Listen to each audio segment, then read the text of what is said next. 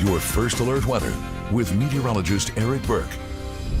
All right, y'all, 12:16. Some of you saw some showers or maybe the aftermath of them early this morning. Right now, pretty quiet out there on the radar. Quiet, but you mentioned this earlier, a little bit on the warm side for sure. Yeah, temperatures back in the upper 80s to even mid 90s for the next couple of days, including this afternoon. Going back to talking about the road construction, they're redoing 72. That's the road I take to get into work, and they've been working through the overnight. They probably appreciate it for not only less traffic volume, but it's also not as hot to be out there, especially when you're pouring all that asphalt, working with the steamroller too. But this is what we've got right now on the radar.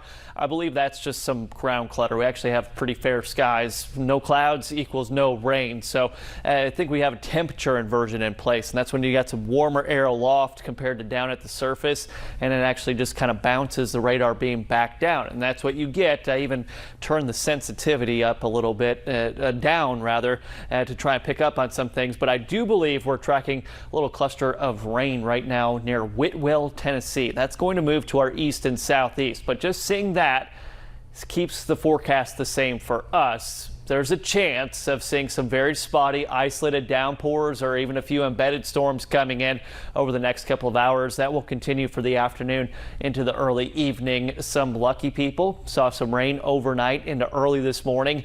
Did not amount to a whole lot in the rain gauge, but something is better than nothing. And the reason we have this kind of tricky setup as far as forecasting goes, high pressure is in charge on top of us, but we still have this center of low pressure almost taking on some tropical characteristics, but we'll just call it a cutoff low for now.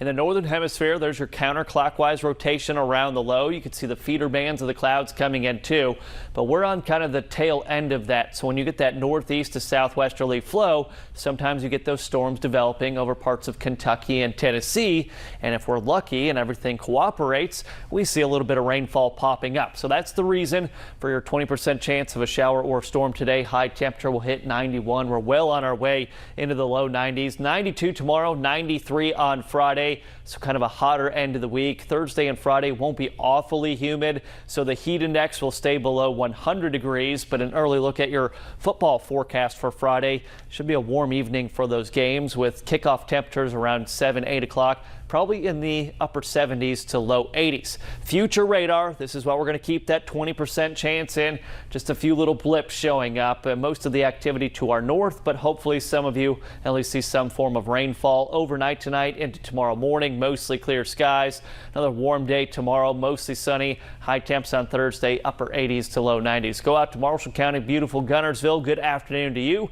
City Harbor, you got the bridge, and not too many boats out on the lake. I mean, it's September and the kids are back in school. Hard to sneak out on a Wednesday. North and southbound traffic on the Parkway moving along.